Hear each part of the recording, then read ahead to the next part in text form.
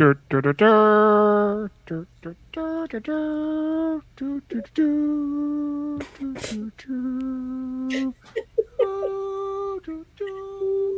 the Protostar? Maybe. Looks like Voyager. Oh, maybe it is. Okay. Well, with that little intro out of the way, and I'm sure you're all very impressed, we're back for another episode of Star Trek Prodigy, the second season. Here we are 2 years later, everybody, picking up this story here in 2024. I'm Dave Mader, here for a live stream here on Facebook, YouTube, and on Twitch. You might be listening to us on audio. Unlike the first season, which kind of came out week to week, this was all dropped in one single day. So we're going to be talking for our American friends. For our American friends. Apparently in Canada it's going week to week, but Jaemeel can't get answers about when and where it's airing. So, take that for what it is. But in the United States, yes, it all dropped on one day. So we're kind of acknowledging the fact that it's all out there, and best LLEP intro ever, and that we're going to break this up into the 20 episode season into 4 podcasts where we talk about 5 episodes. So in this podcast, we're talking about episodes 1 through 5 of season 2, and let's introduce the panel we got here to talk it all. Back with us from the previous season of Star Trek Prodigy, we got my progeny. No, not progeny. I guess more like kin. We got Davan Skelhorn. You're gonna run it down your nose too, like Yes, and also with us once again is Jessica Chan. I had a whole progeny since we last did this. Yeah, you did. That's true. You had a progeny, so. Davan did too. I did too, but not physically. No, yes, I was. But you have a little ship that you can kind of go across the screen. Don't. I have next time. Next time. Davan's got all the ships for you. Spoilers ahoy! If you have not watched any of season 2 of Star Trek Prodigy, especially the first 5 episodes, which will be spoiling the hell out of these 5 episodes. I have not watched past episode 5 yet. Me neither. I just finished episode 5. That's why I was late. Okay. Now, I thought Chris Murphy might be joining us, but he's seen way past episode 5, so maybe we're better off without him. Not that he's dead to us. You're dead to us, Murphy. He's going so fast. Doesn't he know the schedule?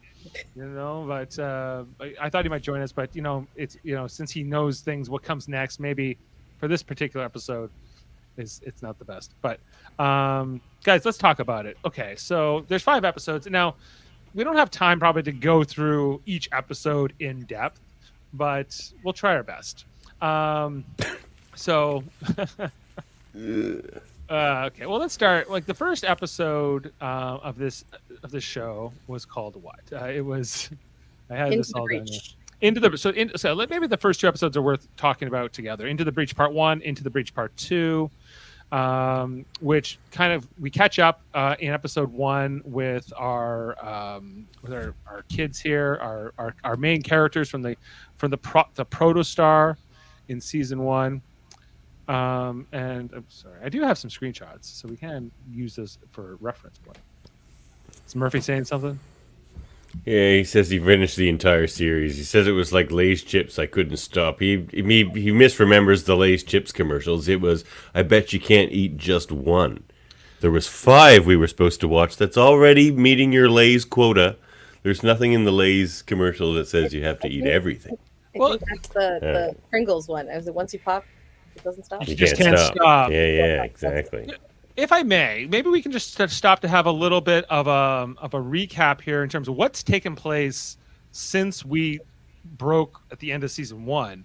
So it was after that was they around joined the academy. Well, yeah, what's happened with in the real world with Prodigy. So we last talked about this on December 29th, 2022. That was the last time the 3 of us kind of talked about an episode together. Because we split. Okay, right. So yeah, never mind. Yeah, I thought it was 2021. Okay, yeah, because they split the first season in half. Okay, yeah. Yes, that's right. Yeah, so the first, it was kind of like, it almost felt like there was 2 seasons in that first season, in a lot of ways, and we talked about that at the time. But it's been a good year and a half, and so it was kind of announced that what is going on with this show. There was the sense that Paramount, Viacom wasn't necessarily as behind it as they were when it first launched in the first season. There was a lot of stuff coming out last season with Star Trek Lower Decks. They're like, there are only two animated series in Star Trek, and they kept talking about the animated series from the 70s and Lower Decks, and they were kind of like seemingly burying Prodigy or kind of forgetting it was in the group. And everyone's like, what do you mean? There are 3 animated Star Trek shows. And I remember right from that time, Chris Murphy, Live Long in Podcast Zone, he was very passionate about it. He started going to the petition of save the season. Let's go.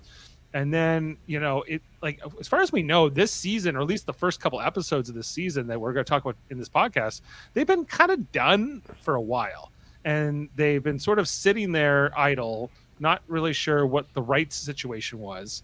And if eventually it comes out on Netflix, but here in Canada, because CTV Sci-Fi has the rights, they were supposed to go week to week, but Jaemeel tries to find out what's going on, and nobody knows. And he went to the head of CTV himself. His name was Mr. Batista, I believe. Yep. And got no answers. The guy was like, I don't know. We're not really sure when that show is going to be on. So there's kind of like, it's feeling like even Star Trek is sort of given up on this show, and like the upper management of Star Trek. I mean, maybe that's not the case, but that's the sense I'm getting. So, I don't know. Like we've also talked about in this podcast, where a lot of the other adult Star Trek fans we know from this network, not necessarily into this show. I can't get Adam Woodward to watch this show. I can't get Kevin to watch this show. Ashley has her own issues with the show because it reminds her too much of Star Wars animation or something. And, and it is a kid's show. It is meant for a younger audience.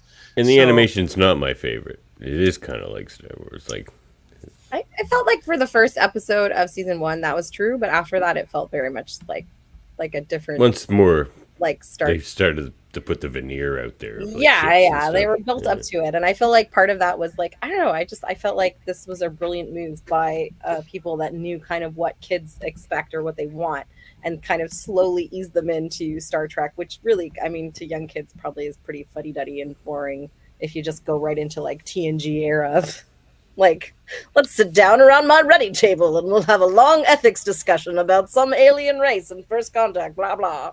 Right. Well, it kind of remind. I remember when I used to watch even like the Ghostbusters cartoon, the real Ghostbusters, not the one with the gorilla.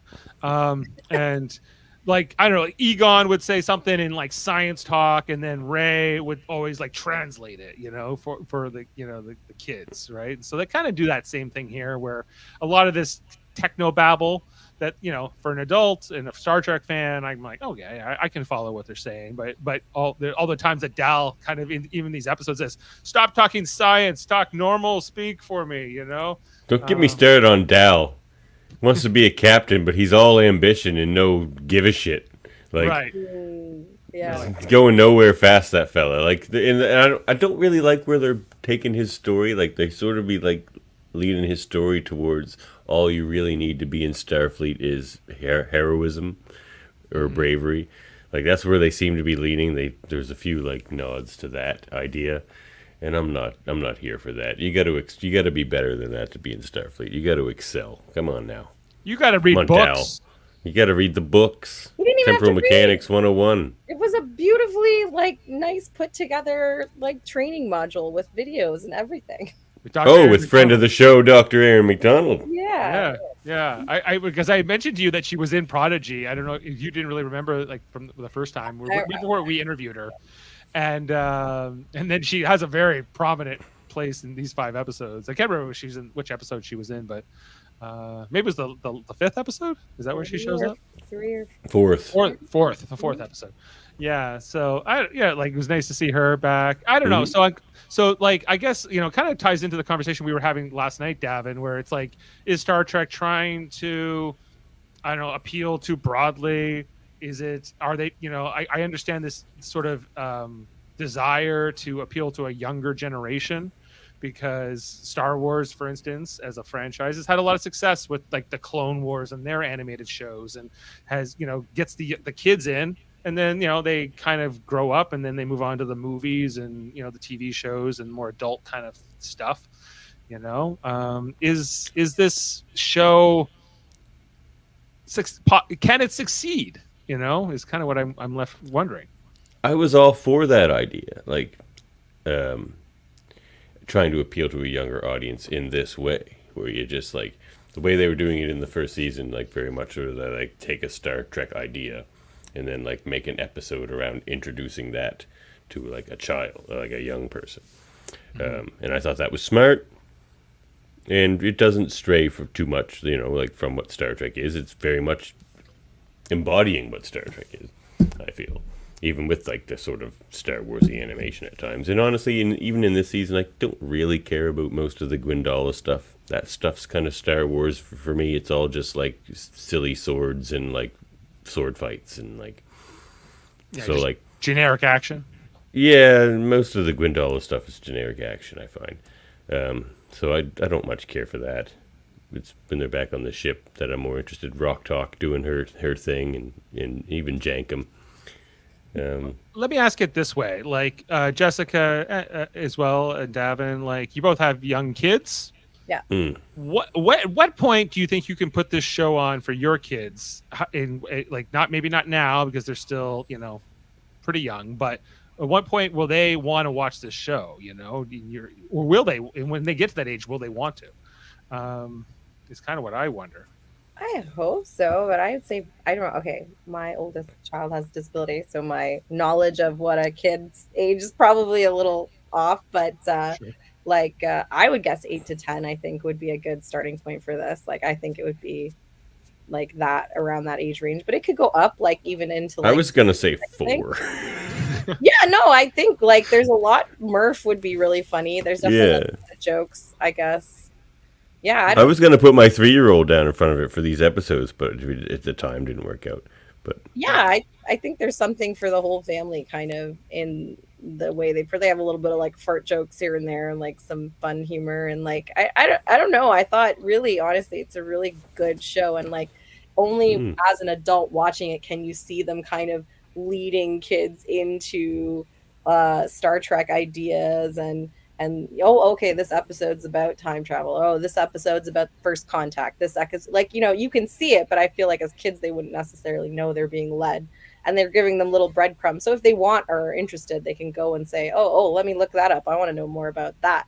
But it never feels really forced, and I think they balance that edge really, really well in this show. And honestly, I only think the reason why it hadn't taken off better is just bad marketing. Like I feel like they could have pushed this so much better. They just something they don't like. I don't know. They just kind of let it, and I wouldn't have watched it without you guys because I just looked at it and looked like a Nickelodeon show, and I was kind of like, ugh. And then I thought it was amazing, and then I made Michael watch it, and he was like, "Oh my god, this is great!" It's such a it's so good, it's so well done, and they just blew it. Like the fact that there's like not a Murph plush is like criminal to me. Like I want a Murph plush. Melanoid slime worms. Yeah, what the heck? I'm with you. Like I feel like the show is good. Every time I watch it, I'm not like sad I watched an episode of it or anything. Although when I do watch it, I am sort of conscious of the fact that it's meant for sort of an adolescent or even younger. But I forgive a bit of the swashbuckling for that reason. I'm like, it's not trying to be Star Wars necessarily. It's trying to engage the mind of just children. Be exciting, just be sort of actiony a little bit more than just pure talking heads and that kind of stuff. So I don't know. Like, I hope that Chris was talking about. Oh, I wonder if we'll ever have like a third season. I'm like, good luck. I feel like I'm excited to talk about it with you. For the next few weeks as we're going to go through all these installments, but at the same time I'm like we're probably not going to see anything beyond that on the other, but I'm not sad about it because I'm still getting this great like post Voyager sequel where we're learning about what's going on with Janeway and Chakotay and now the Doctor is in this season. My favorite part of this season so far is the Doctor by far.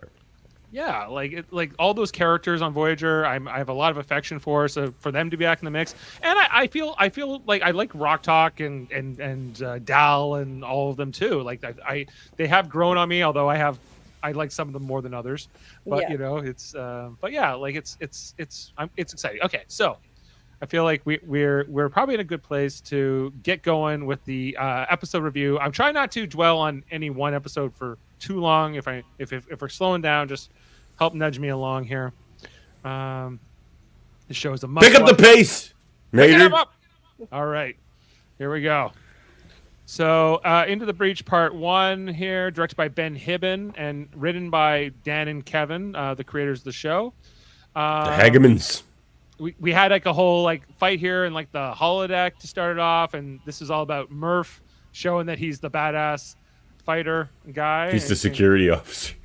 Yeah, he's on the fast track security, and so there's kind of like this sequence for the first part of the episode where Janeway is calling upon all of the Prodigy characters, the Protostar crew from last season, to come back. Murph is on the fast track for security. Now, when we left them at the end of season 1, I was kind of confused because it seemed like they were going off to Voyager at the end of last season. Remember, you kind of said that, Davan. You're like, hey, I think they're going. She's like, oh, I got big things for us. But it seems like there's actually been some time here that's gone between the seasons. I would thought they were already made warrant officers, but it seems like they are now trying to become cadets outright. Cadets, yeah. Yeah. Cadet uniforms, anyway. Yeah, we're seeing these cadet uniforms. Do you notice the name? Oh, and they have their own friggin' Nova Squad, friggin' Red Squad's here. Red Squad's here, yes. Nova Squadron they're called, though. Yeah. No, same thing. It's trouble. It's trouble, and they're always bad, of course. Always. Always. Hubris. Most admirals, Jellicoe comes back to be, a bad admiral here. Zero is called upon as she's looking at the cadets, and the physical touch is kind of referenced there. How Zero as Medusan cannot physically touch anybody. So what else is going on here? Dal kind of daydreaming, looking out of the sky. He gets the call from Janeway to head up here in San Francisco. And they all are reunited. There's kind of a family gathering here as they are brought back to the new Voyager. That's which I'm going to get to here. They're picked up by the Doctor. So, Yay! Yeah. Now, have you guys all seen Total Recall? Yeah. You know how like Robert Ricardo's like the Johnny Cab character. Oh, is he? Yeah. This animation of him reminds me of fair Johnny enough. Cab. Yeah. Oh my God, now I gotta look that up. You got to, like it's when Arnold Schwarzenegger's trying to get away from Yeah, Michael Ironside. I didn't know. And he goes, "Welcome to Johnny Cab," and he's like this little robot. I had no idea. So anyway, I was like, "Hey, Johnny Cab."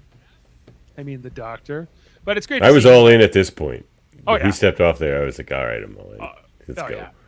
Yeah. Way to pull out the big guns, right? So they head up in the shuttle with the Doctor. Where are we going? Are we going to Voyager? Well, and we already kind of know that the original Voyager that went to the Delta Quadrant got put into Geordi's Fleet Museum on Athen Prime. So we get the debut of Voyager A. The next generation of Voyagers, a bigger ship than the first Voyager, especially those nacelles. Davan, as a ship guy. Yeah. How did you feel about the Voyager A? Well, it's got a nice big honking cetacean ops, which I appreciate. Sure does. There be whales here. There be whales here, Admiral. No, but honestly, you talk about the nacelles, it's a good-looking ship. I like it. Yeah. No complaints. Yeah, so they're coming on board. It's they don't have they have a carpet in the middle, but it's kind of the floors are a little bit more stark than the old Voyager. Their hallway is a little bit wider, I'd say. Oh yeah. And there's Nova Squadron. I mean, not Discovery Turbolift big, but big. Big. Yeah. We see the Nova Squadron here, including this Vulcan character whose name escapes me right now, but an Illyrian. An Illyrian, yeah. Her name escapes you, really? You didn't catch that? I just didn't remember it. Yes. What's her name? The Vulcan? Well, it's Majel, but it's spelled Majel with an apostrophe. It's a little nod to Majel Barrett Roddenberry there. I didn't catch that at all. Yeah, Majel. she's a Vulcan with a different kind of a haircut than most other Vulcans. So, and she even's got some color in it. So, totally Breaking Bad. She is a wild one, Rebel. for a Vulcan. Anyway, they talk about the Nova Squadron, how they're the best of the best, and how they aspire. But we're gonna see that they're going to turn out to be whatever. I guess we had our Tellarites reunited here. This is what I want to get into more, though, in this show, is this uneasiness and almost like hatred those two Tellarites have for each other. Doctors. I mean, Jango Pog is like a teenager or what? Like a young man. Like that man is like a like an older officer. It's like, Mike, he's got no excuse. What a jerk. He has 5 fingers, that the older one, and Jankum only has 3. Come on. Yep. I also surprised they brought back the Tellarite Doctor, because they have Robert Picardo Doctor now, and it seems like having 2 medical officers is a little extra, but that's what they're going with. Well, he's more the liaison sort of guy, I guess. The Doctor in this, he's kind of... I'm glad he's here, and I guess because they don't have the hologram Janeway anymore, they're kind of giving some of that role here to Robert Picardo in this season, sort of to be like the chaperone or the supervisor of the cadets.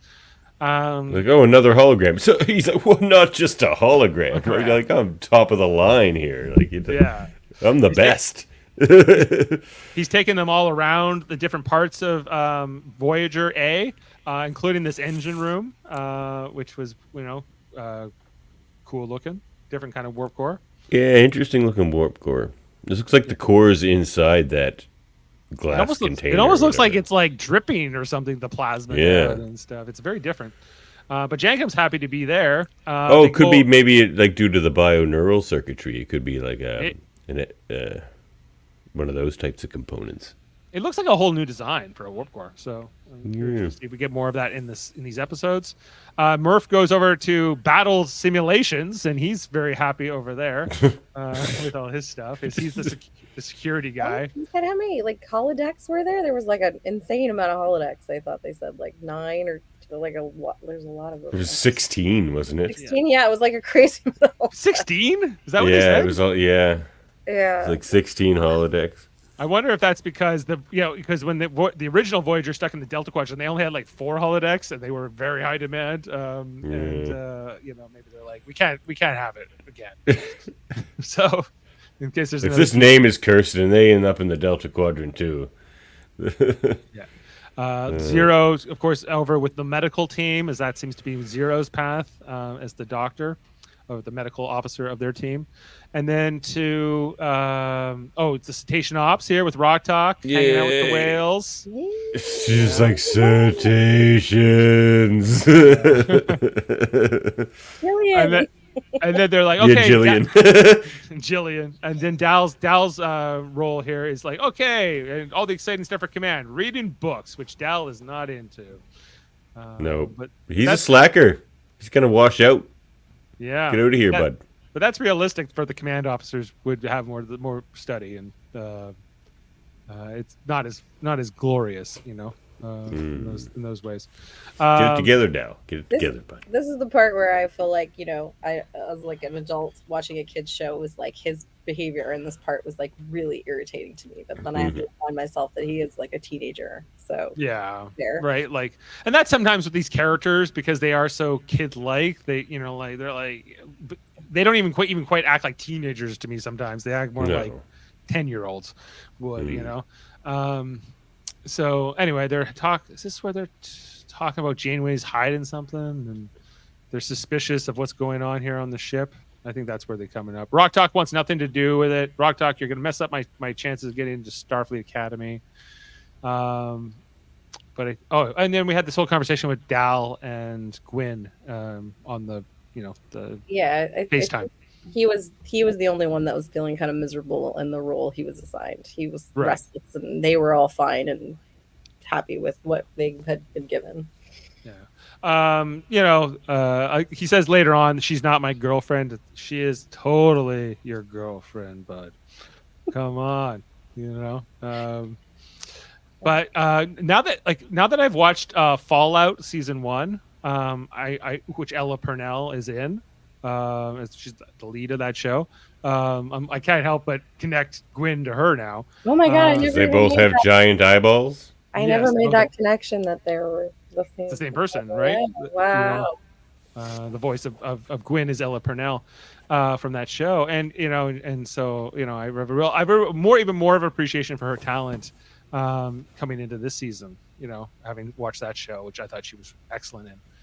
So Gwen's going to her home planet to try to convince her species that Starfleet's not bad, prevent the Civil War before it happens, kind of change the timeline. Is the plan here. And then, we watch a Bolian give birth in this first episode. There's no time to be talking about time. We don't have the time. Exactly. I really like this moment that they passed. I really put together the fact that they're both non-corporeal beings, so that the doctor can kind of advise Zero on this I don't know, just feeling of wanting to be more human or being able to touch people or connect people in that way. I really like that. Yeah. Apparently Bolian birth's very colorful. Well, I mean, they have caustic fluids, right? So there's all kinds of crazy stuff going on, I'm sure. Yeah. So then what else do we have in this episode? Dal talking to Zero. Is this where they go on their investigation? Annoying. Oh yeah, Rock Talk saying don't. Yeah, they go on their little hunt and they eventually find this cloaked ship. Dal should have watched out already. Dal kind of sucks. He was really pissing me off in these episodes.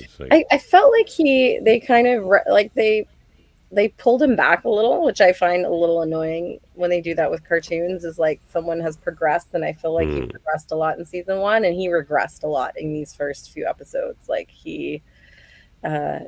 I felt like he learned some of these lessons already, and he went backwards a bit. Yeah, it seems because they have to remind us what is sort of integral to his character or his nature, I guess. I don't know. But anyway, I'm with you. I felt like it was like 2 steps back here with Dal for this beginning of the show. I'm sure he'll rise to the challenge by the end, but it's for now they're like it's not that easy. Can't have it too easy. Anyway, we find out about the Infinity, this cloaked ship that Janeway has with temporal shielding and all these things. I guess not all of it's revealed in this scene that we're looking at right now, but that's what they kind of find out about. So that's sort of the mystery we're left with at the end of the first episode. I'm just gonna get that down. Okay, let's get into episode 2, which is what's it called? Into the Breach? No, yeah, Into the Breach. This is where it sort of dips for me for a little bit. As I say, quick note about episode 1, a tiny little bit about what Rock had been up to and how she solved how to stop triples from replicating, which I thought was really cute. Yeah, Rock Talk's great. I like Rock Talk. Into the Breach Part 2, written by Aaron J. Waltke, directed by Andrew Schmidt and Patrick Krebs. This episode focuses a lot on Gwyn and what she's up to. We see that she's going on this how do you say it? Sacagawea? No, Sacagawea. Sacagawea, that's right. And the Sacagawea is the ship going on here. Gwyn is with a Trill officer who's flying her to her home planet. What's this planet called again? Solum. Yes. In all its glory, pre-Civil War, as Gwyn beams down in front of everybody when they don't have transporters. It's like a pre-warp civilization, right? Or they're about to hit warp travel. Akuchi Moya, yeah. Akuchi Moya. That's the ship. The USS Akuchi Moya. Akuchi Moya. So Gwyn beams down. She goes into the Great Hall where the leaders of the Vaut Makot or whatever they're called. Yes. Who apparently wear blindfolds all the time. See, this one felt like Star Wars to me. This felt like Lord of the Rings to me, like some blind Gwyn stuff. There's been a bit of hyperbole. Like coming into here, there were all these reviews saying this is such a great season and it's good and everything, but that it's some of the best Star Trek ever and all this stuff. I'm not feeling it. Not feeling that so I far. wouldn't. I don't know if it's the best Star Trek, but it's certainly good. You know, I guess like I don't necessarily feel like if I watch something that reminds me of something else that, you know, it's not legitimate, you know, if they borrow something from Lord of the Rings or whatever. But I just meant more enjoyment level. I didn't find these first 5 episodes that spectacular. There were some that were better than others, but I was a little bit underwhelmed.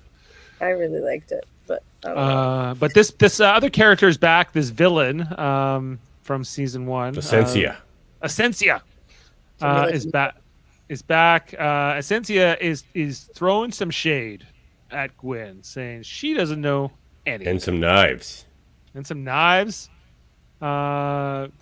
Saying she's no good. Don't listen to her. She's a dummy. She's going to get us all killed. And Gwen tries to make her please, but these blindfolded leaders are not having it, and they kind of kick Gwen out. And then Gwen kind of has to escape, I think, away from them and escape down the back alley. She tries to beam out on the Sacagawea or the Akuchi Moya. But you know, Akuchi Moya. Right. Sorry, Chakotay. But she can't reach the shuttle, because does the shuttle get blown up? Yeah, I felt that was kind of Criminal Mindsy to me. Like, I always hated Criminal Minds because they like, was it Criminal? Yeah, they always like, oh look, let me give you a nice touching moment with this character. Oh, boom, dead. Like, I just like You're they dead, could Trill. have made her the Trill faceless, and we just would have been like, oh, that's sad. No, they had to be like, oh, what a nice woman. Wasn't she so nice? She was so friendly. She's dead now. Like, it was so mean. Like what they did, like what Discovery did with what's her name. Like, they finally gave her an episode, and they killed her in that episode. You know what I mean? Ariam? With the robot Ariam, yeah. Yeah, they did. They're like, guess what? We're giving you a whole thing, but you're dead. And we'll bring you back for one episode later on. Time travel. I felt like this storyline was like kind of the two parts. For me, I felt like it worked well in the sense that I think we followed the kids so much in season 1, and like they were the center of everything, and they were these kids against this big force. But like now in the wider story, they're showing how outgunned, outclassed they are, right? Like that's what Dal's frustrated with. He's kind of a nobody. Like, they were a big one with their own ship, and they were calling the shots. And now, I mean, he's part of a very small part of a big crew, and he's kind of a nobody. And in this, she's being outclassed as well, right? She's nothing against going up against Essentia, who's like centuries old and had all this stuff for. How old is she? I can't remember. At least 50-something years old, and she's outmatched essentially in going up against someone like this. And her mission was a little naive, I guess, in a way. Right. Yeah, no, it's well said. I think that's a good observation there. I guess we're at this part of the second episode where we first see the wormhole, this time wormhole, and Janeway's trying to get a message through it, or they're contemplating taking their cloaked ship, which is called the Infinity, through it. That's a bit insensitive of you. We prefer the term celestial temple. Thanks. Oh, I see. Oh, I'm sorry. That's a different wormhole, isn't it? No, all of them. Oh, they're all celestial. They're all celestial temples. Okay. Mm-hmm. So we get more with Majel here, and the cadets. Yep, Majel. Our crew here. Is this where? Magel's no. Oh, geez, Talin. I'll tell you that. Yeah, Talin's kind of a different. Yeah. Talin's cool. Yeah. So yeah, somebody tries to talk to Janeway through the wormhole, but we don't know who it is. It's like, don't come through the wormhole. We didn't, but didn't we though? I don't know. Like, this whole mystery wasn't very mysterious. I didn't feel. Yeah, like, it was pretty obvious. And then, like, finally in episode 5, they're like, it's Chakotay. It's like, well, yes, of course it was Chakotay. It all started when he went through the thing. Like, I don't know. It's for kids, I know, but we haven't gotten there yet, though. That hasn't happened yet. So. I know. Oh, yes, that's true. There are only so many options. That's true, though. Yeah. So then they're like, what's happening here? This is where Dal shows up. Just falls through the ceiling, yeah. Falls through the ceiling. Oh, yeah, this is what... Oh, we're not going to talk about your top secret cloak ship or something. And then the doctor's like, Janeway wants to talk to you right now. But we get a cutaway here where Gwen's still running away from the guards on the planet. And she's like, meet me in Shuttle Bay 3, but there is no Shuttle Bay 3. There's no Shuttle Bay 3. There's only 2. And so this is where Gwyn finds our old friend, the Diviner, when he was a younger version of himself. Prodigy, how are you? This Just looking younger, at the stars. he's a Just more chilling. handsome version of the Diviner. Yeah. Long hair. Yeah, those cheekbones not sunken in yet. You know, there's he's ready to go here. But yeah, so they meet. Then we come back to Voyager, where Janeway kind of gives this whole debriefing to our characters, the Prodigy characters, explaining that that they were planning to take this mission into the wormhole, the Celestial Temple, to save Chakotay, knowing that he got away with his Birdman. His Birdman got shot, and then he managed to send this message to Janeway, just before he remote launched the Protostar to go through the wormhole back in time to go to Tars Lamora and to be there when they all find it at the beginning of season 1. So they're trying to save, as two objectives: save Chakotay and maintain this timeline that's now been set up, right? But I thought Janeway's speech here was good. He was my number one, my first officer. I got to try to save him no matter what. There's some good stuff here. Talking about the wormhole and the mission and everything else. She also explains that their time is synced here. So an hour here is an hour on the other side as well. Oh, good point. I missed all that. So then back to the Diviner and Gwyn, who she kind of explains who she is and why, that the Federation's good and that he is, he's her father. She's actually a clone of him. But they were explaining if that's how they always reproduce, or if that was just because he was in the future. No, because they I think they mock her about it later. Oh, okay. Yeah, I don't think it's there. Most of them are not clones. I think it's kind of because he had no one to procreate with. And so that's why he went that route. Just wanted some progeny. He wanted a progeny and Dreadnought and all that. Does Dreadnought show up in this scene? Yeah, she tries to fight him. Oh yeah, he shows up, but at this point, the Dreadnought is benevolent. Mm-hmm. It's a records keeper, robot, librarian robot.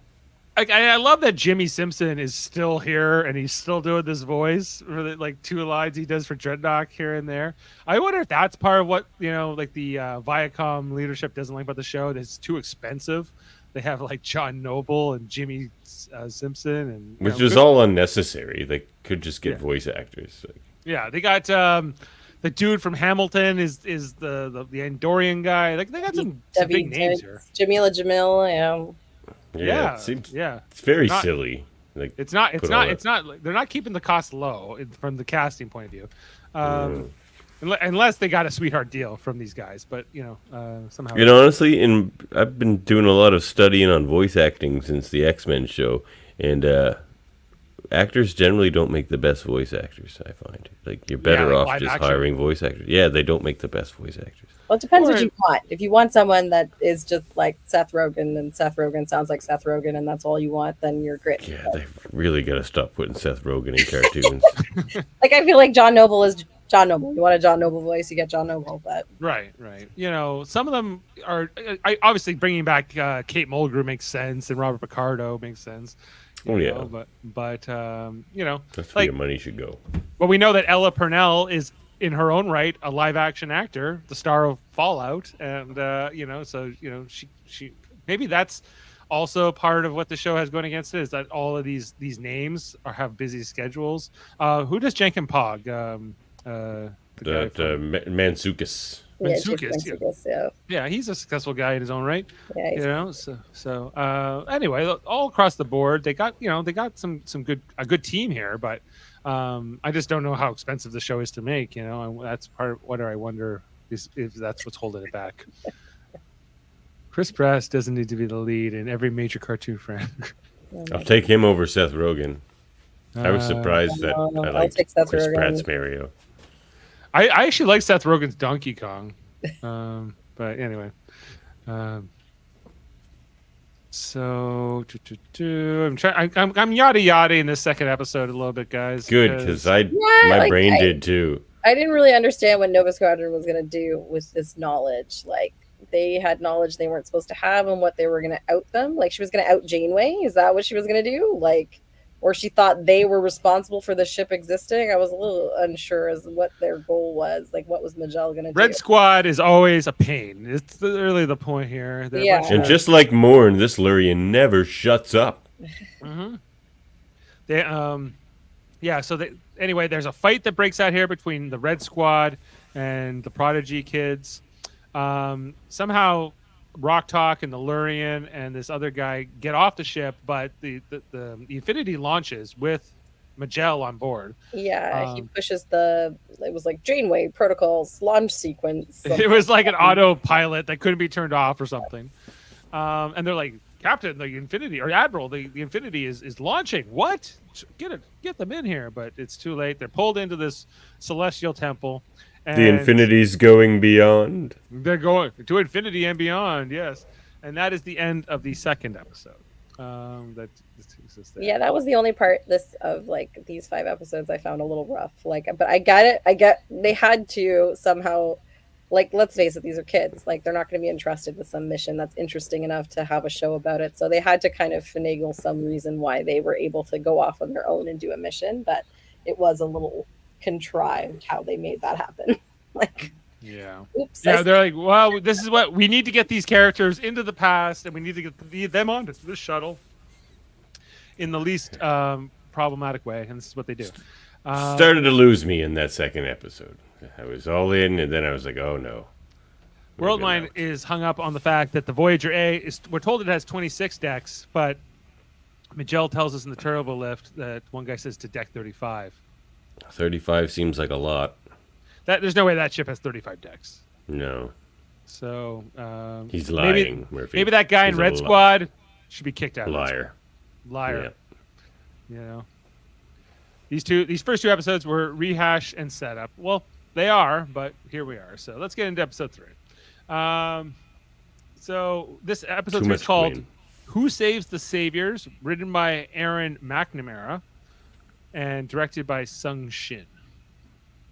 So this takes us as we follow the Infinity into the wormhole, along with Majel and all them. They're trying to get out of here, but they crash land on the Solum.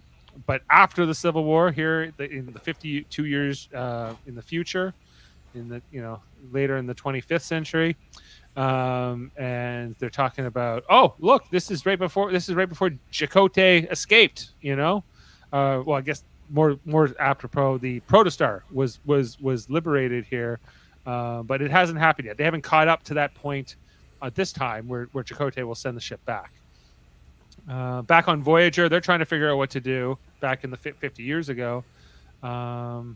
Is this where Rock Talk and Murph show up to kind of explain what just happened, and the fact and how Dal and all of them ended up on the Infinity? So that's all kind of explained, here. And they're trying to figure out what to do. We go back to the Prodigy guys in the future, and they're talking about the wormhole. They're kind of just getting caught up here in terms of what's happening. Oh yeah, and then Majel tears off her thing, covers up her Vulcan ears to say, "We can't let everybody know who we are. We have to maintain the Temporal Prime Directive here." So they take off their tops of their cadet uniforms and their comm badges. I didn't catch that was a reference. Michael pointed that out, like a reference to Spock hiding his ears. Spock hiding his ears. Sometimes with a bandana, sometimes with a toque. He has got all kinds of injured in a rice accident. Yeah, but just then they all get captured. Right after they took off their uniforms, they get captured by these people. Then we go back to the past here with Gwyn. Oh no, this is when Essentia is telling these council you gotta get rid of that Gwyn. She's gonna be trouble. And they're like, whatever, we kicked her out. Who cares? And she's like, she's gonna spread lies and propaganda. Then the diviner shows up and says, "Hello, I'd like you to meet my progeny." My progeny. From the future. And he kind of vouches for Gwyn, who he's now on her side, showing that they have the same heirloom and all this kind of stuff. But Essentia is like, no, she's BS. You can't listen to her. She likes those Federation types and those Starfleet types. Then we go back to this episode like toggles between the two storylines a lot. Okay, Mhm. then we're back here with Dal in the future, and all them. They're prisoners, and they get thrown into a cell with Chakotay and his Birdman first officer. Before they had managed to kind of get the protostar off. What is his name? Like Ambeak or something? It rhymes with Yeah. beak. Or, Look at the beak on Mbeak or something. yeah, or But, something like that. if Murphy, if you know his name, just let us know in the comments. I can't remember right now. But every time I see him, I think of Star Trek Lower Decks and Peanut Hamper. Deek? Right. Deek. Where's my Peanut Hamper? It takes me too long now. Sometimes. Old raw dog over here. Is he? Yeah, I'm not trying to steal your bird, man. I'm not trying to steal your bird, man. It's one of my favorite all-time lines, but I. Are they the same? He's the same species as the dog. Keep it in your pants, sister. I'm not trying to steal your bird, man. Still one of my best ever. Peanut Hamper's great. Yeah. Anyway, so they're talking to Chakotay, who really gets like the first real time we're seeing Chakotay in this show. We've seen a hologram Chakotay, and we've seen recordings, but we're getting like Robert Beltran, acting against the characters here. It's fun.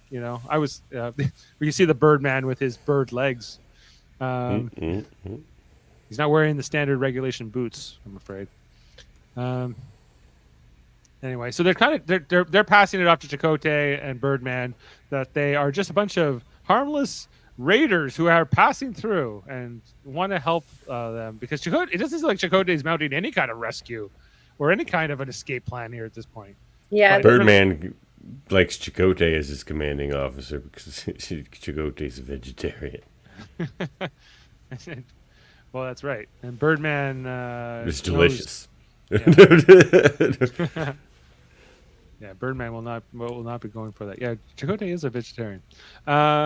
Anyway, what else? I think they have a conversation at this point as to whether they should help or not, and then they had the conversation that maybe this time thing was a loop all along, and they were always meant to help them, and that's right. It's a predestination paradox. Yeah. It turns out that's not the case. Mm.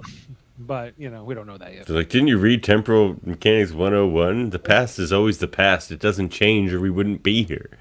He's like, oh. But it okay. does. Unless the past is directly influenced by the future, which you're in. So then we get this whole Essentia versus Gwyn fight in the pit where they have to surrender their heirlooms. And I guess this whole ritual is about going into the pit. Only one comes out, and whoever comes out, it's like a trial by combat. This is Star Wars. It's pits, it's swords, it's, Game of Thrones. Yeah. But, This episode was kind of not great either to me. I just wondered why their art is so Egyptian looking. Very Egyptian looking, yeah. Some of it's kind of interesting. But we finding out that that there's this stuff in the pit, these little metallic Sarlaccs. Sarlacc. No, it was a Star Wars reference. It's metachlorians down there. Yeah, it's Of course. midichlorians. Anyway, this is the stuff that the heirlooms are made out of, apparently, that Gwyn can somehow interact with through psychically, as can Essentia.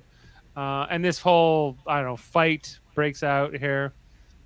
I guess they were trying to go for something like sort of imaginative. I almost got like Green Lantern vibes here at one point because their imaginations are creating the constructs.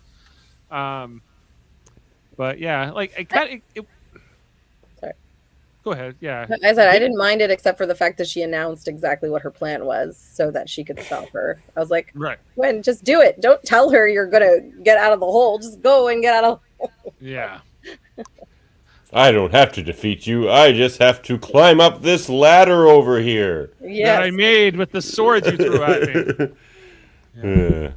The lesson being that violence isn't always the answer. Yeah, well. Anyway, so they're working with Chakotay back in the future for their escape plan. They use Jankenpog's confiscated arm to kind of hatch this whole plan.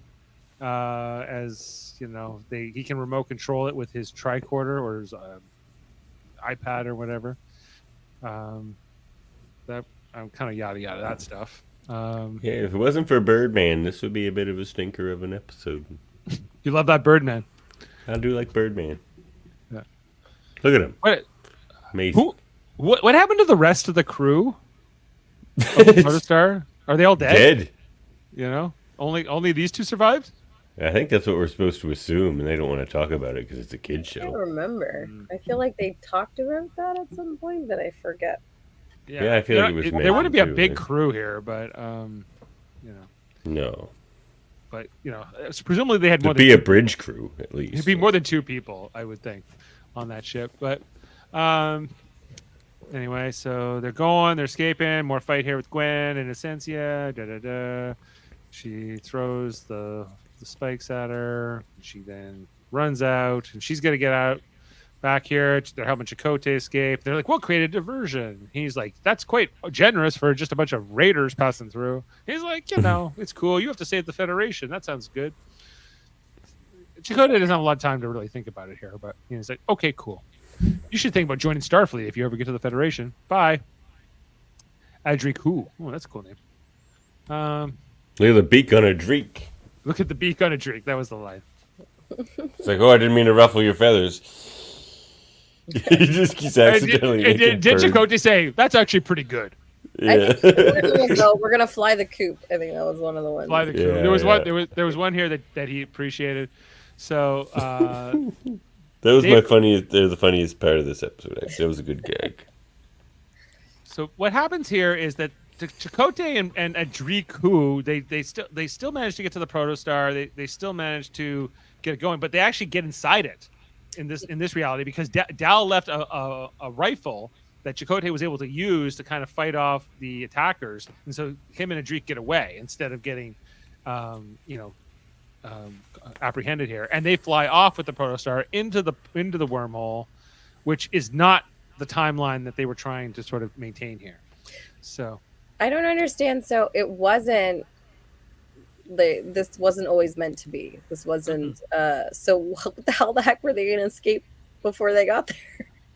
unclear if they had not been captured and then thrown into the cell with Chakotay, then Chakotay would have launched his thing anyway. Apparently, right? That would I have happened. guess, yeah. It just showed they weren't doing anything, which was confusing. But they hadn't caught up to the point where it's something, so Yeah. it's hard. We don't really know what the circumstances were, but as soon as they get back to the ship that has all these temporal scanners on it or whatever, they realize that something really wrong has happened here. And this is where we see that Gwen is being Marty McFly'd out of existence here as her hands go through the ladder spikes and she's falling, which Essentia is able to capitalize on and basically get out of. Well, first she tries to kill Gwen again. And then she managed to get out of the pit first, which the diviner's like, "No, my progeny, where is she?" There she is. There she is. She's fallen into the pit, which then they seal up. Oh yeah, and we see the younger Essentia, who seems less down with the older Essentia, based on facial expressions. Older versions of these Tau Nikon people or whatever they're called aren't nice. You just age into dicks. They turned into the diviner is a monster when we meet him, right? A complete but he's such a nice guy at this point, it's very different. Yeah, I'm a little worried about where that's going. I hope it's not a sense because she's being very vague about their future together. She's giving little hints about what kind of person he was and that he wasn't very nice. But I hope that's not part of you should have told me the truth and now I'm going to turn against you and be against you. It's definitely going to be that. This is why I'll be evil now. Because, what he tells us in the first season is that the war kind of, changed his whole perspective because he was all pro Starfleet when they first showed up, but then his opinion changed over the war, and he came to hate them, right? And then he came up eventually with this plan to create the virus and send it back and destroy the Federation and all the things we saw in the first season. So I don't know, it's hard to understand how he becomes what he becomes from this person, but maybe they'll show us. Wouldn't happen to a Ferengi. War's good for business. There you go. So episode 4, we're into now. This one titled Temporal Mechanics 101, written by Keith Sweet II. Is he as good as Keith Sweet the First? I don't know. Or Keith Sweat. Is Keith Sweet. And Ben Hibben directed. He's back for this one. So in this one, we got Rock Talk looking for Murph. Murph is looking at stuff. I don't know. We'll come back to Murph. I think in that little section you went past, I think if you, was it the scene or maybe they pan out and there's like an outline of a person, like all you see is an outline. Oh yeah, he's talking to somebody, right? Yeah, he's talking to sort of like the temporal Cold War guy who we never found out who it was, but the guy that would talk to us like Yeah, we did find out who that was. It was Daniels. No, it was Archer. We don't really know who it was. We never found out for sure who it was. Not in Enterprise. Like, there's been theories that it's Archer, and it could be Archer, but it was never really revealed because they kind of abandoned that whole temporal Cold War thing in the 4th season. But anyway, they're trying to figure out how to help. Yeah, so we're kind of we're jumping between Janeway in the 2384 era and them in like the 25th century and the 52 years in the future. We see the diviner, the old diviner is there in the future time, because they're like, well, how did the protostar escape and how did all this happen? Let's track them down. Let's find the other prisoners and track them down. But the timeline's been changed. So if the diviner doesn't go back in time now, then Gwyn wouldn't exist, right? That's also changed here, how did the diviner get back in time? Did he just go through the wormhole too? I feel like they shot like kind of cannon ships. That's what it felt like. They kind of blasted themselves through the wormhole or something. Yeah, him and Essentia were kind of sent through, and a few others, and he happened to be the one to make it or something. It wasn't very targeted either. They didn't know where they would end up on the other side. So right, and Essentia showed up way later. Yeah, than he did. All right, so just trying to remind myself of all those details. They're actually able to get a communication established here between the two time periods through the wormhole. And they're kind of explaining that Gwyn is being sort of erased from existence, that the timeline's changing, that that's got to catch up to all of them eventually. But because they're at the epicenter of it, they're sort of shielded from it for temporarily. So save Gwyn. We get the message here. They start getting messages in the future on like, who's sending this message? Is this message coming from Voyager? No. At this point, I can't remember if I'm going to maintain this thing, but when they were doing this and getting the messages and talking back and forth, I was like, oh my god, are they like Bill and Tedding this whole thing? That was my theory, because I was like, I'm going to go back and do all this themselves at some point. And then freaking, I can't remember who it was. One of Janeway's officers was just like, exactly what I was thinking. Janeway's officers was like, I don't know, but strange things are afoot. And I was like, it is Bill and Ted. They're very much afoot. Strange things are afoot at the Circle K. We see in this episode, Gwyn's having these visions of somebody talking to her, as she's kind of being erased from the timeline, with young diviner here. She's sort of struggling because he finds her at the bottom of the pit. They're back here in the 25th century. I want to call her Talin, but it's Majel. I don't know. They have more stuff with Dal and her. Guys, sorry. I'm just trying to... Yeah, because they get the message to go to the pit in the future time. Yeah. And then they're able to kind of float down with Zero. That comes in handy, that Zero can fly. Yep. For these kinds of things. I hate that Dal is still wearing those stupid friggin' shoes.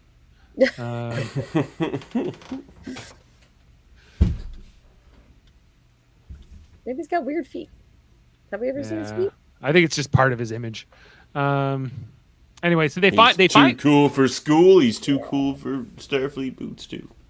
We see here that they're seeing like sort of the echo of Gwyn from the present day, with Voyager being sort of shown to them in the future. I couldn't wrap my head around the timey-wiminess of any of this, what the hell was going on. try to explain it to us, but it's not very She's clear. basically They like just say she's Schrodinger's cat. She's exactly does not exist in this moment. superposition. Yeah. Superposition. Okay. Well, they give us some science talk for that, but even that I wasn't quite clear on. It's the Schrodinger's cat thing. That was the exact analogy I was going to use to explain it. Schrodinger's That's cat. pretty They funny. do even say that. I think Majel Oh, says do they? like Schrodinger's cat. Basically, she Oh, does. yeah. She does not exist in this moment, and like until things settle, Yeah, she'll be in this state of flux Should be until both. something Should be kind of both. both and neither. comes down. Yeah. And so Dow's like, speak English, everybody. I haven't read any of the books. Temporal Mechanics 101. So the Diviner back with Gwen. Rock Talk's read all the books. Rock Dog definitely reads all the books. I did like this is episode 1, but he's like, explain to me as if I'm a doll. Just kidding. Yeah. Explain to me as if I'm Dow. Well, yeah. Okay? Yeah. And not somebody who's smarter. So they managed to Jankenpog somehow turns the Infinity into a time machine, which they decide that they need in order to go save Gwen. So The way Worf did in that episode. which episode are they referencing? Parallels? Yeah, the one where he's like slipping. Yeah, and he thinks he's won the trophy and like. Mm-hmm. That's the one where he Yeah. has a baby with Troy. That Yeah. episode. Okay. Yeah. Yep. I don't remember him building anything. He doesn't really. In that episode, I was kind of like, "What did Worf do?" I think No, Data, he didn't do it. It was just happening to him. They're just going to use that Okay. methodology. That methodology. I think it was mostly like alternate universe Data that figured all that out for Worf in that episode. Anyway, so what else? Oh yeah, Temporal Mechanics with Aaron McDonald. We're up to that part of the episode. Yay! Best part of the episode. It's like a series of dominoes. You know, this was good. This could be like just be brought out as like its own clip from the episode. See the marketing. They should have just like that. If they were good, they would have released the whole episode of like that, like on on some streaming or TikTok or Insta or something. So Yeah. in conclusion, don't mess around with time, kids. I wouldn't It'll build a always time cause you machine. headaches. Neither should you. You know? Doesn't the doctor say at one point, "I have a headache and I don't even have a head"? I think that's the 5th episode. Anyways, I love that part. That was great. Yeah, Aaron McDonald. So they kind of Friend of the show. all showing us all these things. Friend of the show. She's been on here. Yes, had the pleasure. So then they get the time machine going, which does look like it's time ship looks like it's from the Matrix. Yeah, it kind of looks like the Nebuchadnezzar here. Especially Michael pointed out when like the little bots start crawling all over it. Looks just like a scene. I was like, oh yeah, it does. Yeah. So they definitely, especially in these first few episodes of this season, they really, as far as the aesthetic goes, they're really like, let's just throw everything at the wall and see what sticks. We've got Egypt, we've got like the Matrix, we've got like Star Warsy looking stuff, Game of Thrones. It's like Stargate a little bit. Yeah. You know, maybe just every sci-fi franchise ever in one. Yeah. We'll even have. Yeah, I kind of like this whole sequence here where, like, you know, they're getting the time machine going and this, like, drone thing comes through and then the glass, like, gets broken, but then it gets, like, kind of reversed and sucked away. This kind of looked neat. And then this is where Gwen and the Diviner sort of meet the Infinity, which is now in the cave, you know, and they're trying to save her. They go, "Hey, Diviner!" And she's like, "Don't worry, he's a good Diviner still." Still divine. Still divine. He is. What else? Yeah, they give her a temporal hypospray, which I didn't know was a thing, but apparently it is. And the ship will never fly again, but then it starts to fly. You hear Jacob Hog's like, "There's no way the ship can fly," and then it actually floats. He will never get off the ground. What happens next? Sorry, guys, I have too many screenshots here. He's also part of the problem. Yeah, they take off, and she's like, I think Asensia says, "See, we have enemies within our ranks. They're from within." They're from within. Yes. They head back here. Oh yeah, there's a kind of a moment here with Zero and Majel where they kind of acknowledge that they're into the science stuff together. I think Zero's trying to make a little bit of a move on Majel, but Majel doesn't notice. Is this a romantic? Is that what it was? I think so, because that like Zero was thinking back to when they saw the Starfleet cadets like kind of touching hands, and then Zero was kind of like. Oh, maybe. Okay. So I think Zero likes her. That was lost on me. Okay. That'd be an interesting couple. Okay. Appreciates her logic. So they head back to sickbay on Voyager with Gwen, who's not doing great. The doctor looking after her, and then Janeway's like, "Don't worry, we'll deal with the debrief later, with the blame game later." I was like, "That's pretty progressive for Janeway." I was gonna say, what the heck? Janeway is not one for anyone messing up, that I recall. For very stupid reasons too. There was definitely no good reason why any of that went down. Yeah. B'Elanna and Seven got so many talking tos in their office, like so many. But they're able to save Gwen with this sort of armband thing that is going to sort of keep her tethered in time temporarily. It's not a permanent solution, but it's going to stop her from fluctuating for a little while. And oh yeah, then they find out. Yeah, here's Murph talking to who knows who it is. Maybe Chakotay. Okay, see, I remember that. Archer. Maybe it's Archer. And that's it's Daniels.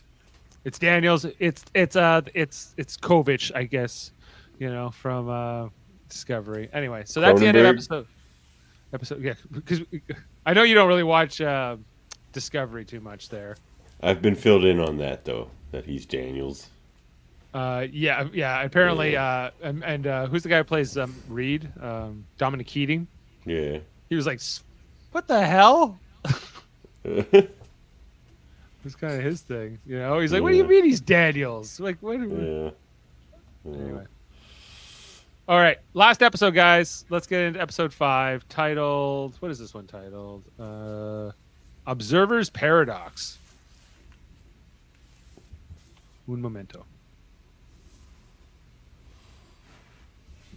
All right, and I just those first 4 were sort of like one story, kind of, and like this one sort of like starts the next one. Starts the next beginning things here. Yeah, Observer's Paradox.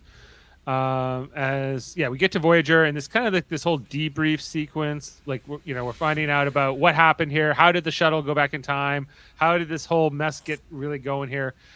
Janeway gives Dal coffee with sugar in it. It's way better with sugar in it. He's like, "Well, this is way better with sugar in it." Or he seemed like he had a few cups before that too. Yeah. Popped up on it. So we're kind of jumping from everybody's testimony throughout this whole like debrief sequence. It's kind of fun, all the characters get a moment. Murph, adding things to the proceedings.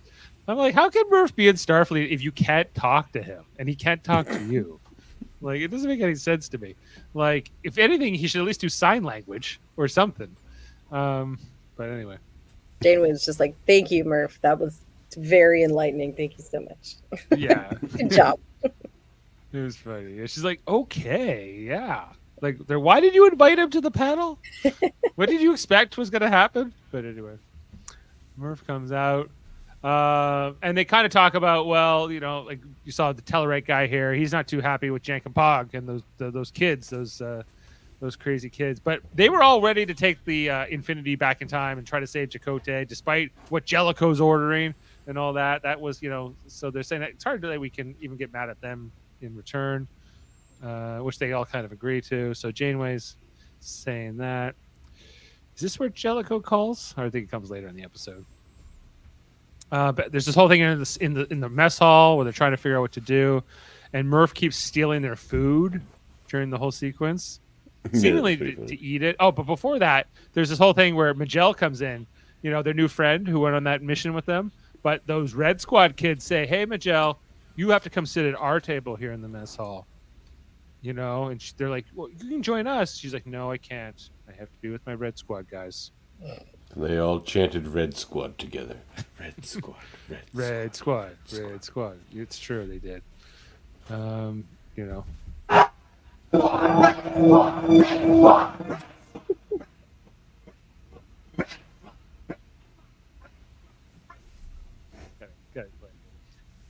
Red Squad, Red Squad.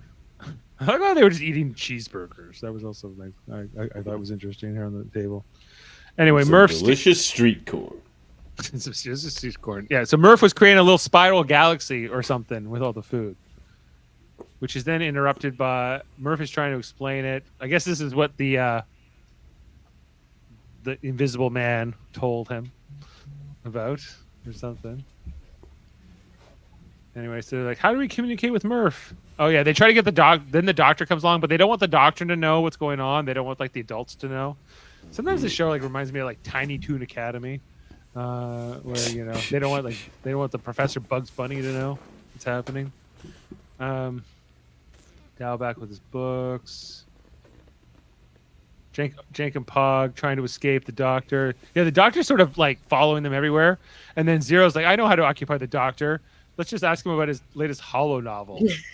And there was like a little bit of like dialogue there where the doctor's like running through the holo novel. He's like, well, Rodrigo is then talking to his holo duplicate, also named Rodrigo. And there's something about like the name Rodrigo that became very humorous to me in this episode.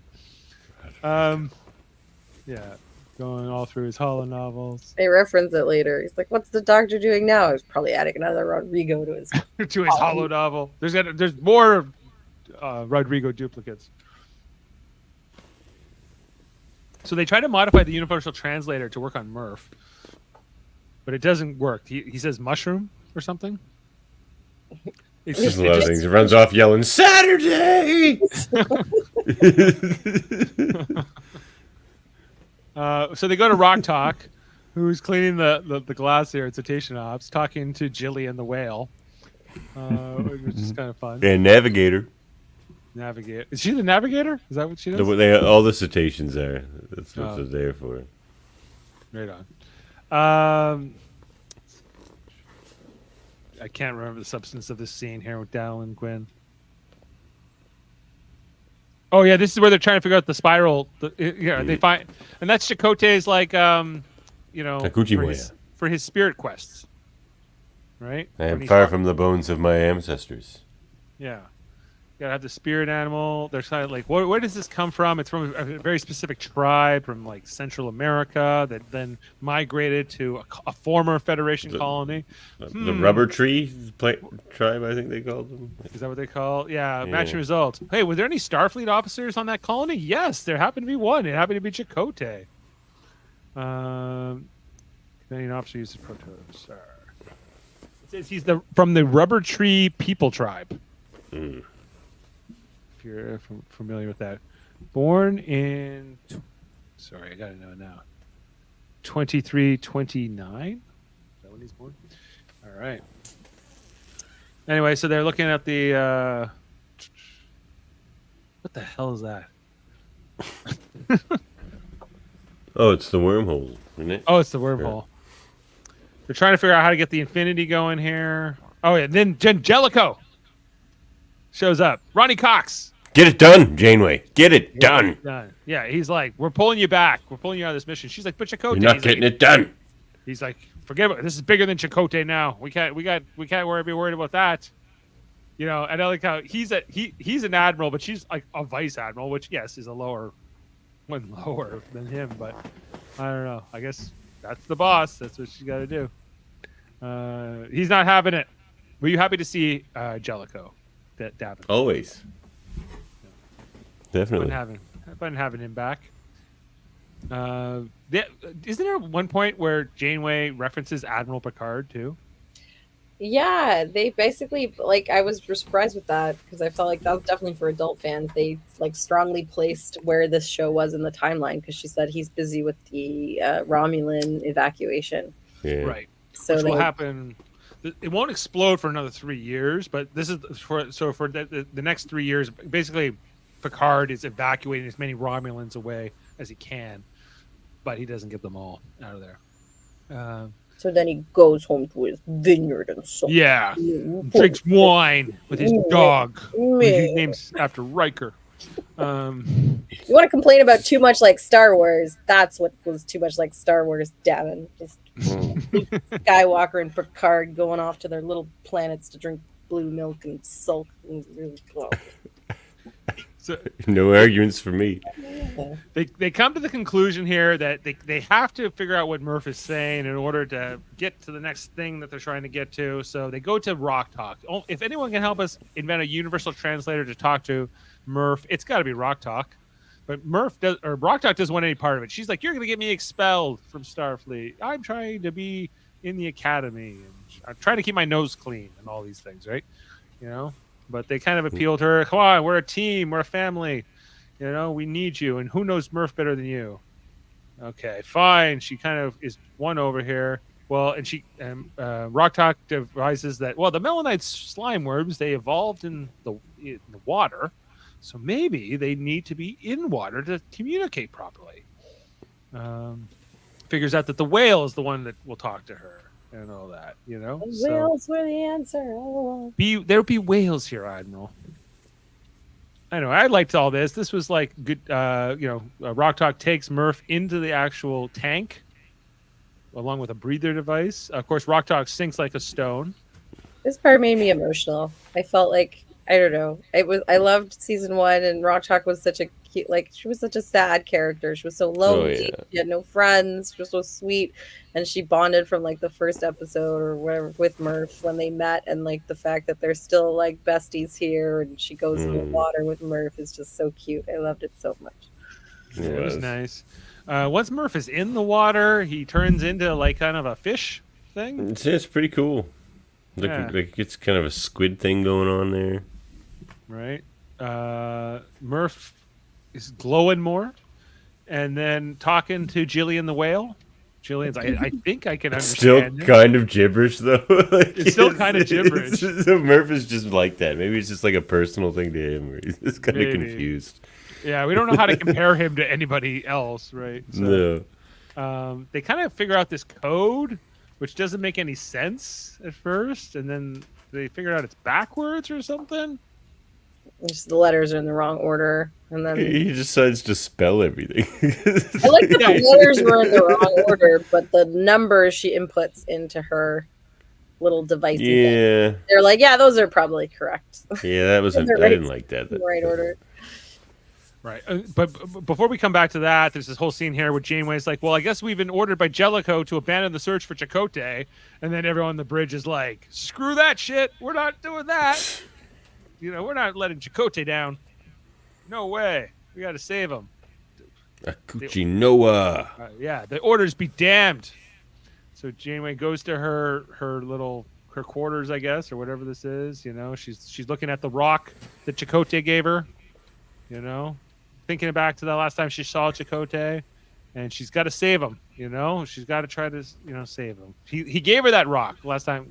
Did they show us that in the first season? I don't know, but I like how she's even got her phaser, her old phaser from Voyager, on display there. You know, so she's got to try to get to Chakotay, and the doctor alongside her here. I was like, yeah, go save him. Go take the Voyager today. Find me at 20742146. Okay, that's the message here from Murph. And then they're going. I guess they have a plan of action for the next episode, right? Is that kind of the conclusion? No, she puts it in her device that's keeping her anchored, and then she disappears. Yeah, this is where I was talking. Like, I was finishing this just as before we came on, and I was just like, "Why is she in space? What's happening here? Why is she floating out there?" And then she's kind of going through the wormhole. What was happening here, guys? Oh, she's like getting. She took the thing off to mess with her temporal cohesion, and it's like sucked her into this like dimension here, And then where she communicates with Chakotay.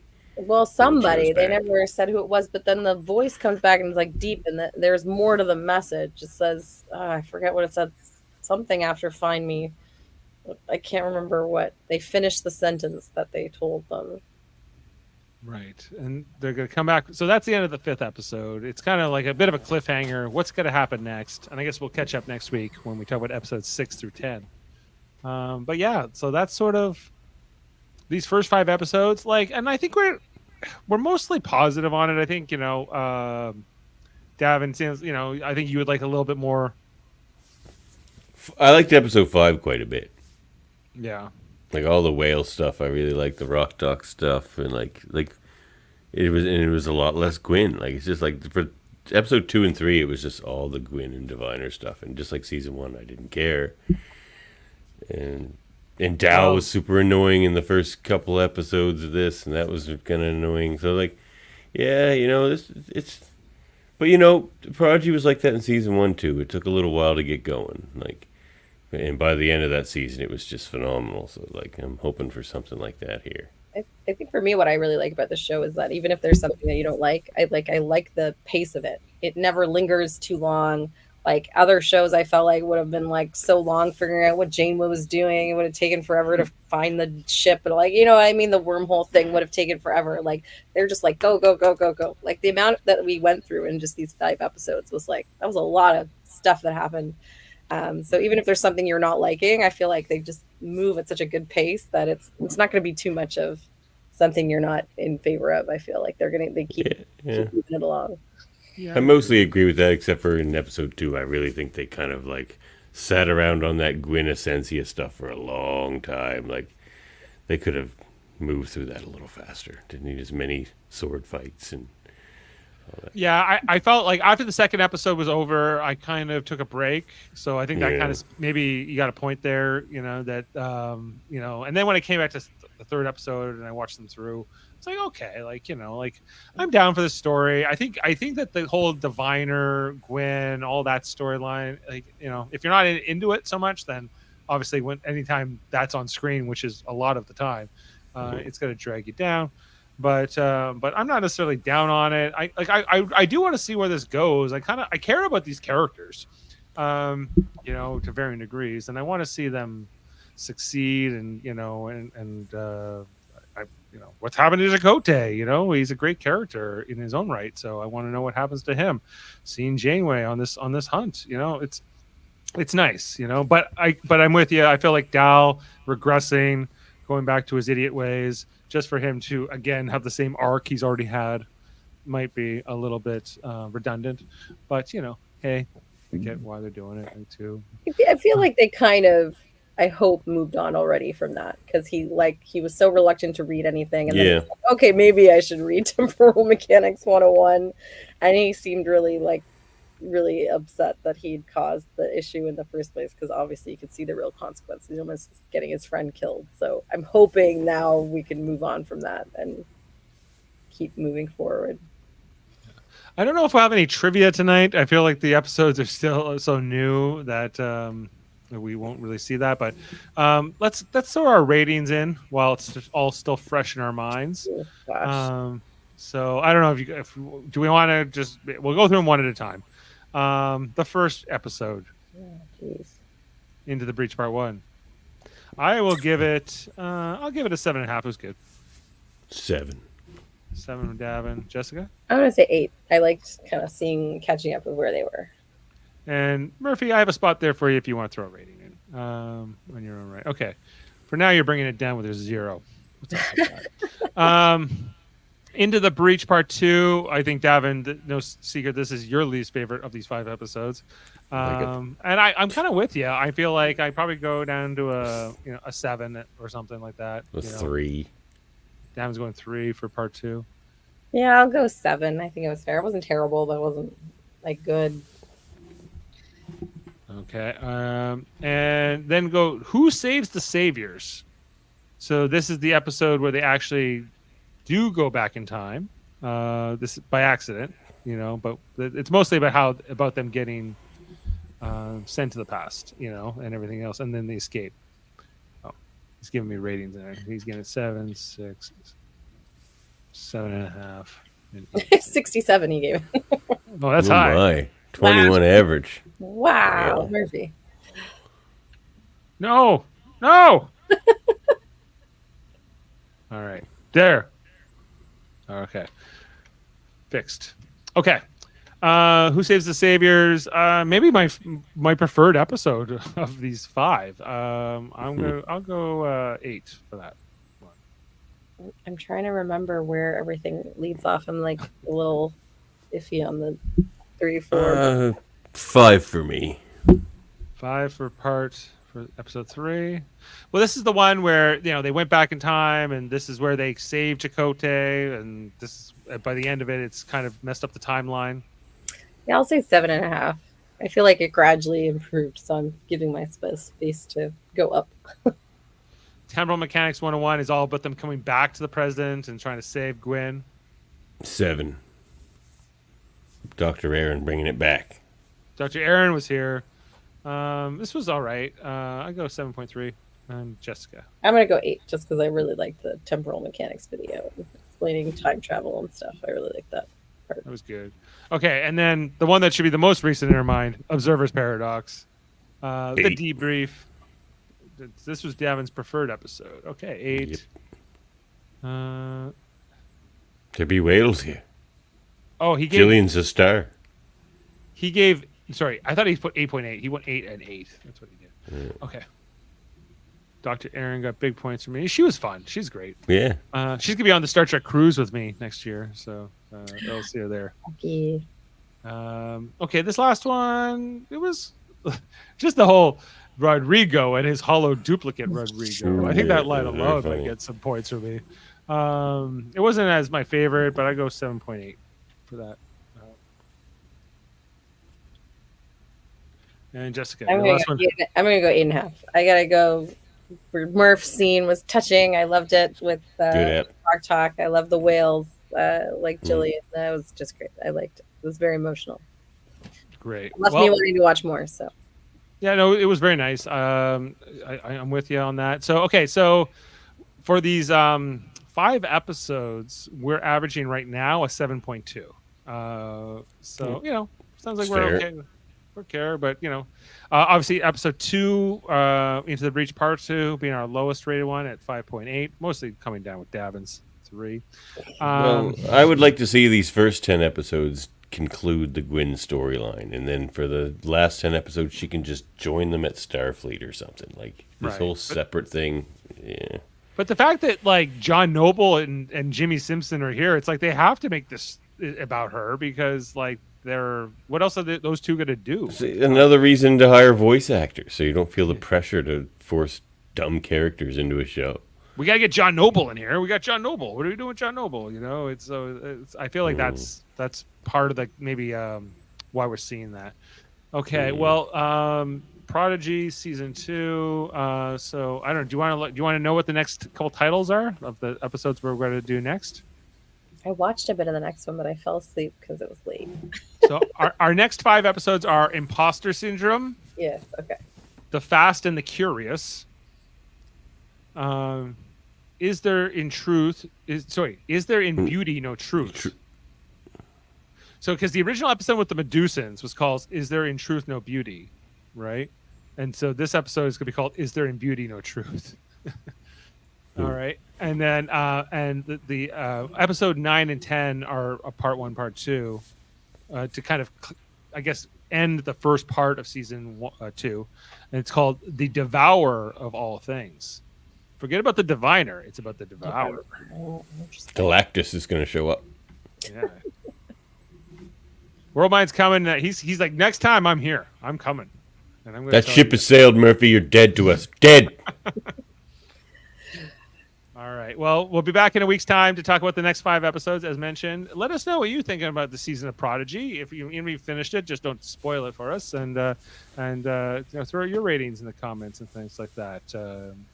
And be sure to like and subscribe and check out all our great content here on Live Long and Podcast. Monday nights, currently reviewing Star Trek, or not Star Trek at all. It's we're talking about the Orville right now. We're still in the first season. Definitely not Star Trek. Not Star Trek, but close enough in spirit. On there with Jodie Simpson and the crew.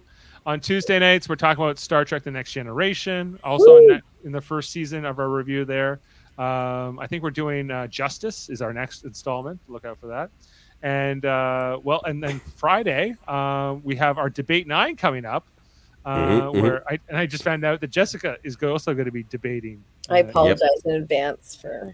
No, it's going to be great. Knowing anything about anything. No, it's perfect. Trust me. You're the professional debater in this crew. Don't even worry. So, yeah, we got Heather, Dave, and Jessica debating things Star Trek. It'll be great. I'll be there to poke the bear. Yes. You poke the bear in our Science Division podcast. Check out all the great content here on Live Long and Podcast all the time. We got different stuff going on. And I think those are all the plugs, unless I've forgotten anything, Davan. If not, No. I mean, go read Pliable Truths if you haven't yet by recent guest Dayton Ward. Damn good book. Go read it. Go check it out. Dayton Ward. All right. Well, with that said, I think we'll sign off for the evening. It's been an hour and a half. Thanks for sticking with us if you're still here. And we'll see you on the next time. And I think we'll leave you with, I don't know. How about a random diviner clip? Yeah. Okay. Not Red Squad? Red Squad. All right. We'll go out with Give us a Jellicoe. Give us a... Oh, I have Jellicoe somewhere. All right. Give us a Jellicoe. Just let me find him. Jellicoe. J-E-L. Here he is. You have your orders. Should the Romulans attempt to steal it, destroy the protostar. See you next time, everyone. Live Long and Podcast. Nice. Beam up some Star Trek content with Live Long and Podcast.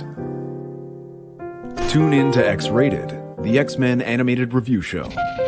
Artistic interviews with graphic histories. A roundtable movie discussion with Hey, did you see this one? And movie reviews with Hold Up, a movie podcast. And while you're at it, spin a few records with Eamon on Track. Watch us duke it out on trivial debates. And let's chat about TV with the Super Mater Brothers. It's all here on the United Federation of Podcasts.